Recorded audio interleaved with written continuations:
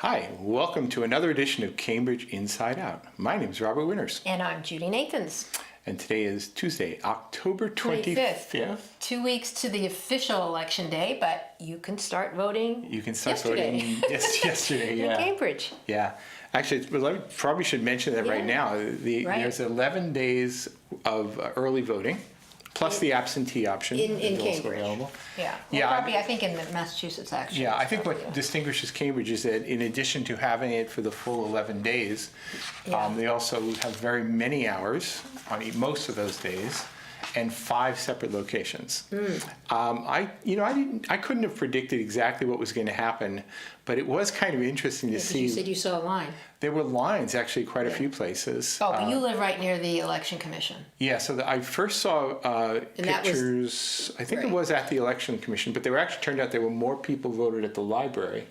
Main library than at the election commission, but I think you might not have seen the lines because I don't know exactly where in the library they're doing it. Oh, right. But in the election commission, it's a relatively small front part of the office, and the only option really is to have people kind of dance their way down the stairwell. Yeah, well, and there was a shout out to all the Hillary voters to get it there first. So cast their first votes for Hillary. So that happened in Somerville as well. Right, at the election commission, not at the library. Yeah, so it was interesting. Too early for me. Yeah. I'm all for you, but I commented on Facebook about the irony of the purpose of one of the purposes of early voting being to help you avoid lines. Even in the ad, there were lines. I know. Yeah, the ad from Bill Galvin says avoid lines on election day. I know, but I heard in Boston too there were lines. 30-minute waits. I mean, really? Yeah, it didn't even occur to me until I heard about all the Hillary, the gung-ho Hillary supporters wanting to be first in line. That in fact a lot of them are going to be probably in places like New Hampshire on election day, helping us get out the vote. Right, which is in the past. I mean, I voted early. Which you could, I think, the week before you could go. It wasn't even absentee. I don't know what it was. I went to the election commission in 2008 with my daughter. What was that then that I Well, the thing is, even if it was absentee, I don't think they've ever required you to bring in a doctor's note or anything. But we knew we were going to be up in New Hampshire. Yeah. If you're out of town, legitimately out of town, that was one of the criteria that allowed you to do a vote absentee. Right. But now it's just early voting, and they don't ask. Yeah. But it was interesting. I think it turned out to be, actually, I think we even have some numbers here. We do? We just sort of scroll down here a little bit. Yeah, I put them in. Just sort of go down below there, right there. Yeah. Okay. Yeah, so we'll just sort of take a look at some of the numbers, talk a little bit about this here. Oh, you already know this? Yeah. How'd you get this information? It's Election Commission made it available. Oh, wow. So there were over 2,000 people in Cambridge alone voted on the for first stay. day. Look at that. Yeah. And, I honestly, I didn't even make any predictions about it. So there were a few more at the main library. There's some at Inman Street at the Election Commission. Yeah, that was the second. Lesser numbers at the O'Neill Library and up at the Water Department. It's amazing. They're all using them. Yeah. Lines not seen on day 2. That's I just made a note about that here just to say that, even when I was coming back is that anecdotal? Yeah, it's just anecdotal. Because it is October 25th. When I was walking back from City Council roundtable meeting last night, past by Inman Street, it was like 8-something, so I think they're open till like 8:30 on Mondays. They were? There was a line of people on Inman Street. The sidewalk was blocked with people. Yeah, again, I bet it's all Hillary wanting to vote on this. Well, I don't know. I think there were a lot of people just wanting to get it done. And many people were making commentary about it, including some who said that, well, this has been such an obnoxious election year. I want to forget about it. The more if you vote, you could just forget about it. It's over. Right. Cleanse yourself of it all. Right? Yeah, I think I am. I think I've decided on my ballot vote. So so I think I'm going to vote this week too. Yeah, I still have to think a little bit more about the ballot questions. Right. But we'll talk after. We don't want to speak to that. So as we often do, we like to make a few announcements of current events and things here. Yes. Actually, maybe we can even cue some of those things up here. Now, is that you don't? But it's not linked though. You didn't put the. No, I just took the text of it in here. So we do like to point out some of the sort of significant passings, and one person who's a rather significant person in our local Yeah, history. we forgot to mention it last week. Yeah, it was Leo Veronic, who was Right. associated with both Veronic and Newman, BBN. It's always weird because Wait, we is have. that also the? No, that's it's not the Buckingham school. Right, it's. We have two significant BBNs in Cambridge. But one of the founders Yeah. is both Veronic and Newman, Yeah, which is a huge 102. company. Yeah. Really significant, a real trendsetter. In fact, played a rather significant role in the early development of what later became known as the internet. Right, it's called the Arpanet. Back in the days when there was actually military funding involved in helping expand it. And he lived to 102. Yeah, and in Bless him. Cambridge, I believe. Yeah, and he was a real benefactor of many things. And I actually first heard about this when I was watching television, because I didn't know he was one of the founders of WCVB TV. Yeah, I Channel didn't. 5. That's right. Until I had read that, I didn't know that either. Yeah, yeah. That's amazing. So he's a significant person. Yes. Another thing worth mentioning, we might as well do it while we're on this thing okay. right in here as well. All right. Is just to mention, I just saw this notice today from Joe Barr, who's the traffic director, coming up pretty soon, actually November 3rd, which is, I forget what day of the week. That is a Wednesday, I believe. Is it a Wednesday? The first is a Tuesday. Yeah, no doubt let's be clear that No, it would be a Thursday, sorry. there was already an ongoing traffic study for Inman Square with Right. proposals being made. In fact, there had been a presentation the night before That's the right. tragic death Of of a Amanda woman Phillips, in Inman Square. Right.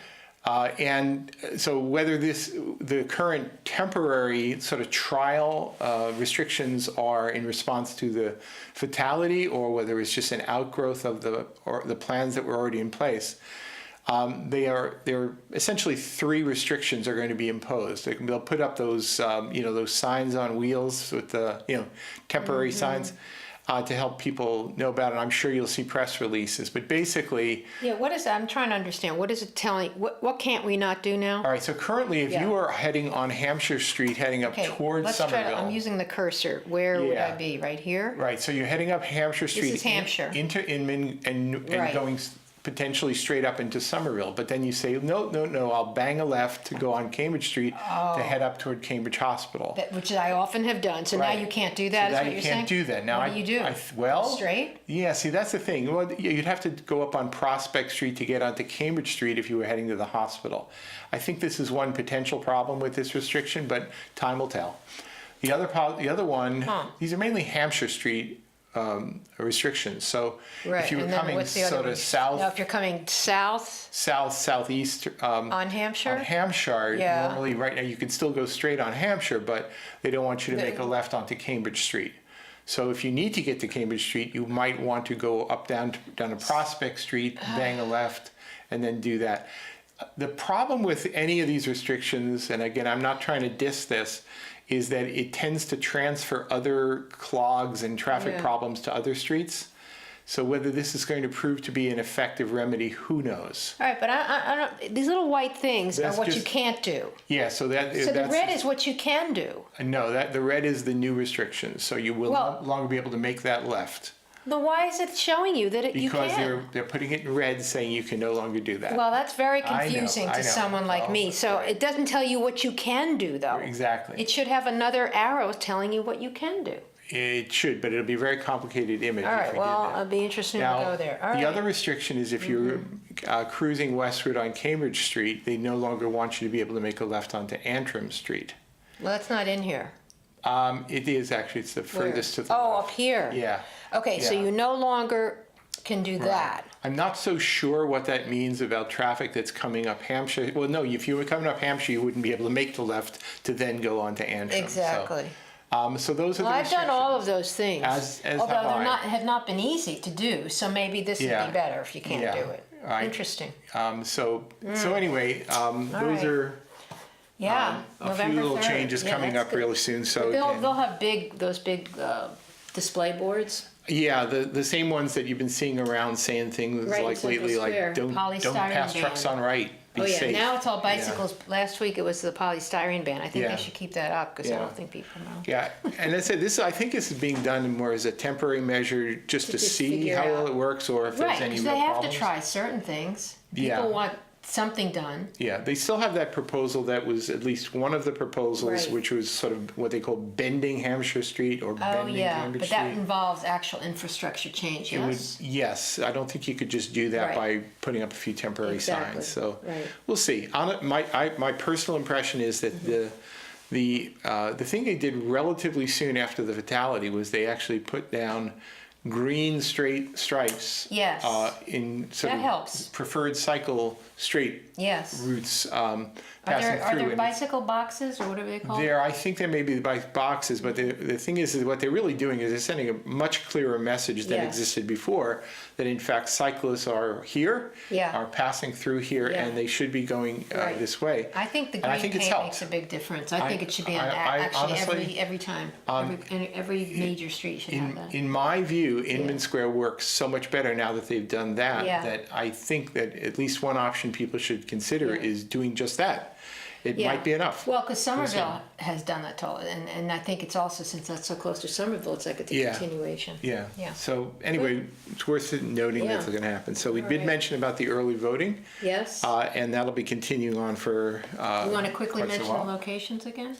Everyone should have gotten a second mailing, but. Yeah, the 5 locations are Yeah. the main library, at the Election Commission at 51 Inman Street. I mean, we could give you the hours, but they're pretty. Yeah, the ample. hours are changed on some of them, so Yeah. just to know the location, and then you can Yeah. check it out. The O'Neill Library, Mm-hmm. which I guess we should probably mention. The O'Neill Library is on Range Avenue. So it's North right? Cambridge, and Water Department's kind of fresh. It's one of those on things there. you always have to Yeah. be a little careful. If you've Yeah. been around Cambridge long This enough, one- you no, sort it's of. this one, yeah. Yeah, like we'll Where's say- the Aberdeen Library? That's up I mean, on Aberdeen Avenue. Is Aberdeen Avenue. Yeah. Is it called the Aberdeen Library? No, that's it's called. called the. little library I that actually could. know, but I can't remember I know, right me now. too. It was a pop quiz. Yeah.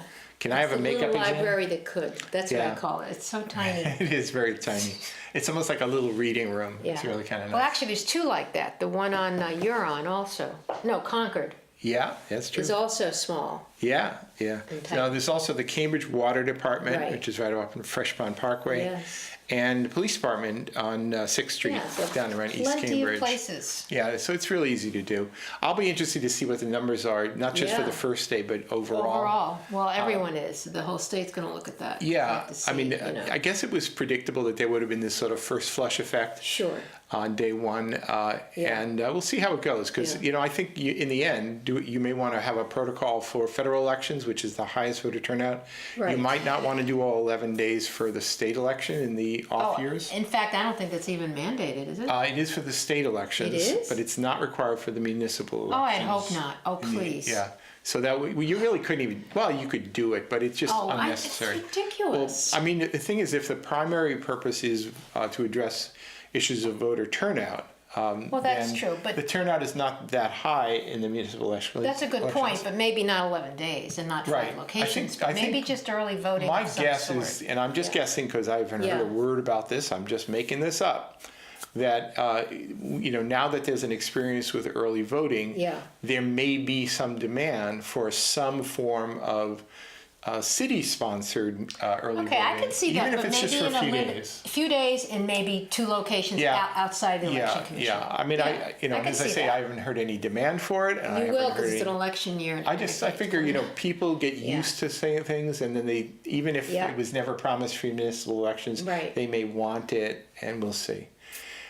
It's It's going to happen, Yeah. I'm sure. actually one person with whom I live today He only said lives with one person. she actually did the early voting.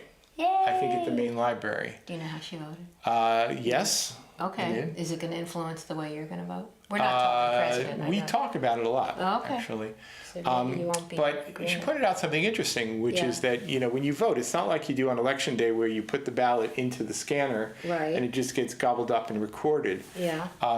When you do early voting, you fill out your ballot, they put it in an envelope and it's got Uh-oh. your name on it.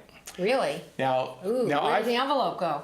well, then the election commission will take it and then they will feed it in and do the Yeah, I scanning. know, but wait a minute. In between you doing it and the election commission picking it up, where is it living? I hope it's in a really secure Well, place. see, that's what bothers me right now. It's a concern, but I think they've got Don't something. they have where- locked boxes They or something? do, and they've So got. just put it in. It's all carefully done, Ooh.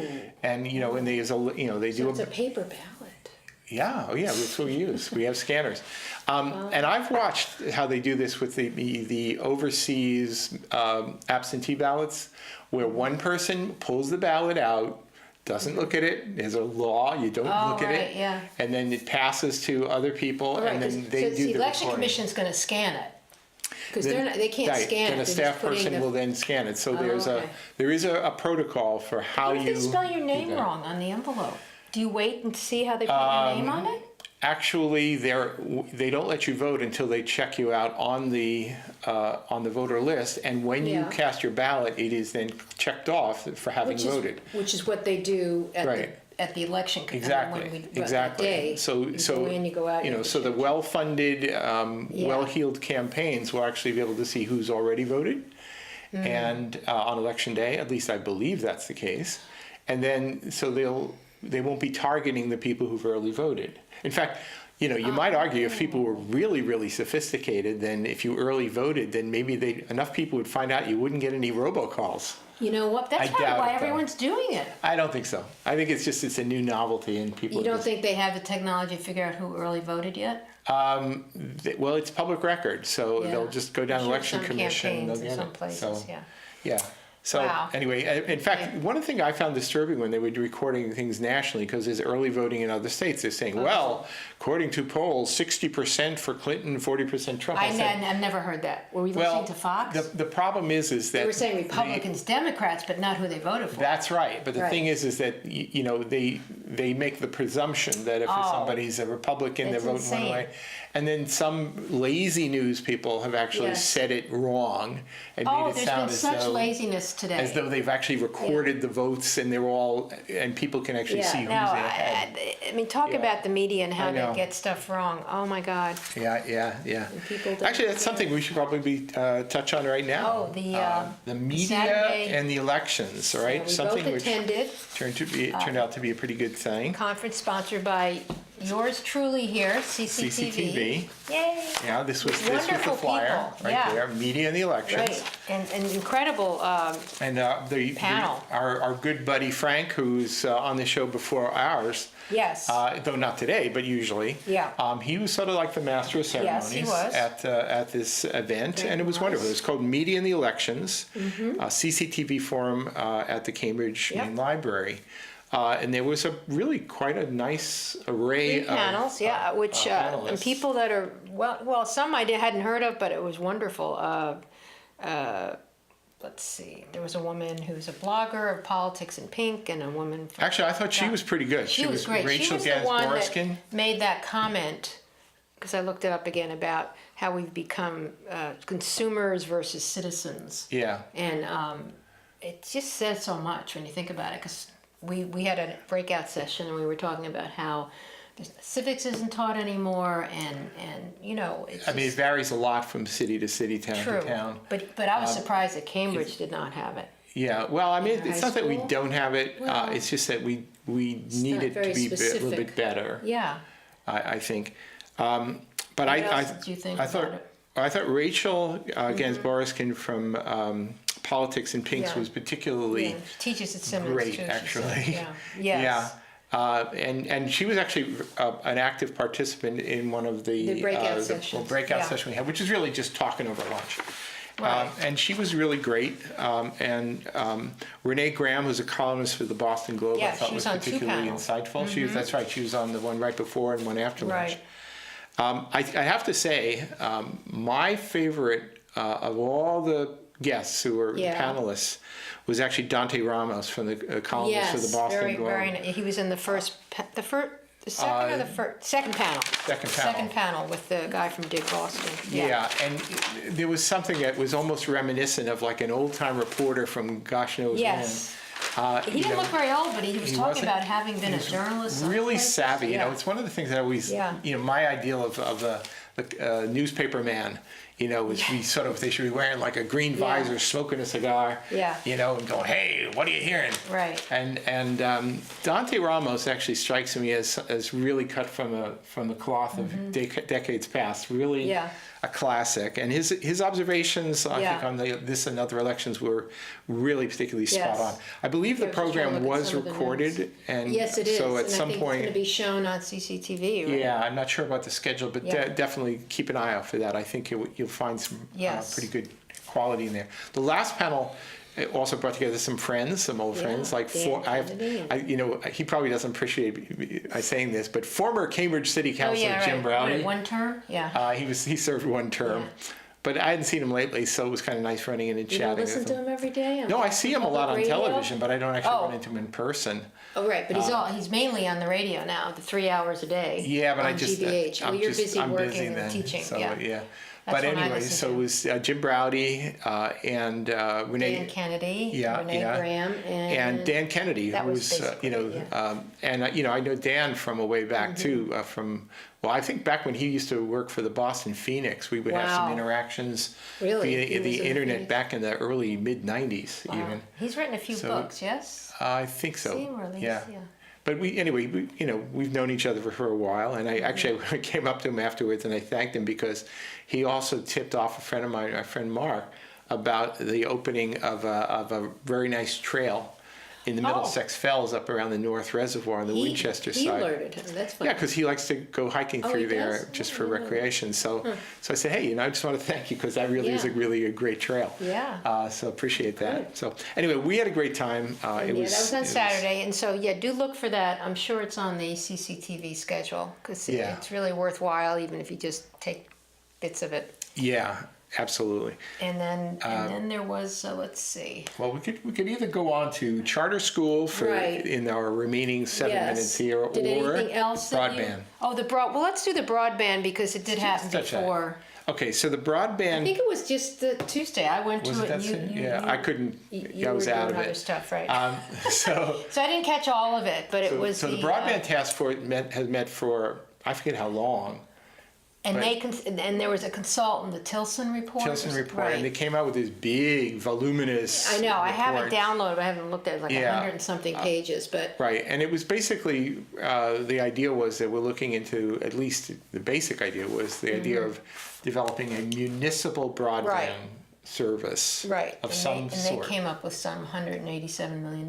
Were they the ones that came up with that? There was an estimate, I think it was from the Tilson report, but I'm not sure, that put a rather high price tag on it. But the more important thing is that the task force rejected any of the suggestions or recommendations that there seemed to be some disagreement with this Tilson report. And I don't know really what the basis of disagreement was. I think it was the way they wanted to implement it or something about housing. I don't know. It was just like not what we wanted. That's kind of didn't follow our lead, I guess. Actually, in a way, we should talk in the second half hour a bit about this municipal lighting ordinance because sometimes only in the sense that the proponent in that particular case wanted a certain outcome and didn't get it.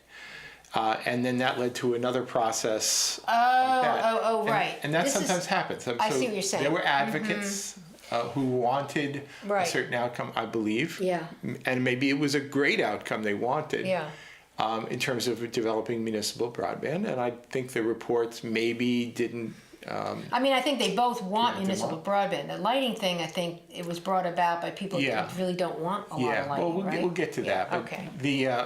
But anyway, back to the broadband. I'll just say then you can say some of the things because you were at the meeting, I wasn't. Well, only part of it, yeah. All right, but that's more than me. So I saw the price tag, and the first thing that came to mind when I saw that was that. There's this issue about should a city be going into the business or maybe spinning off a little independent authority or semi-independent authority to do it, who knows. But I remember some years back when the Cambridge Hospital was sort of part of the city's finance sheet. Oh. And they spun it off created the Cambridge Health Alliance, required state enabling legislation to make it happen. So what stake does Cambridge have in that as a city? In many respects, City of Cambridge has a lot of say in that because there's the the board Okay. is largely appointed by the Cambridge City So Manager. they have control. They have some control They have over. some control, but So they it's basically got a management company or created? Would you put it that no. way? I Because mean, it's a they created nonprofit, the right? Cambridge Health Alliance. Alliance. It's CHA, Cambridge Housing Right. Authority. I always confuse the two. Right. And but by having kind of a more of a arm's length arrangement, Yeah. even if there's a lot of Yeah. influence from the city of Cambridge, we don't have to have the financial uncertainties of the Cambridge Health Alliance or hospital networks in general, Yep. or healthcare in general. No, I It's think basically that's a on good our model. balance sheet, and so consequently, Yeah. we can be assured of really good bond ratings and. The ability to fund things in the city without having to worry that our bond ratings or other Yeah. things are sort of get deep sixed by a Well, bad situation. This, to me, I think has that that is risk. actually what some people would like.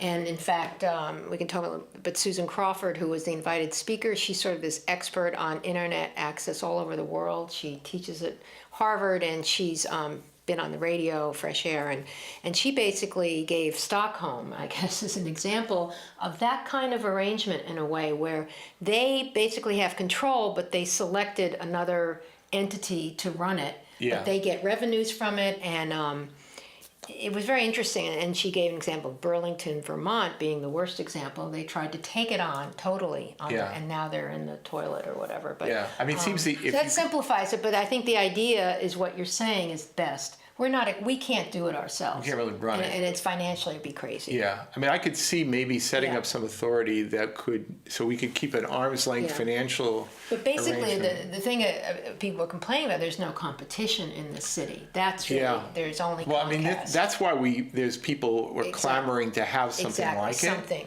Because there's no choice. Yeah. I mean, Yeah. I was sort of hopeful. I guess I'm a little bit hopeful still. I heard Mm-hmm. FiOS was coming to Boston. Yeah, but And- it's been they sort of closed the not door on that Cambridge. at this meeting. They said Really? there's no way Verizon can come into this city, and I don't. Yeah, I don't understand why.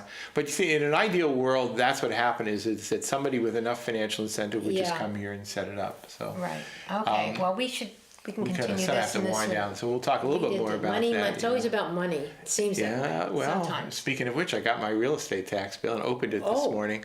7% increase. Okay, Louis, I can live with it. 7%. That's it. For me personally, my house. So All right. anyway, see you in a few minutes. Bye.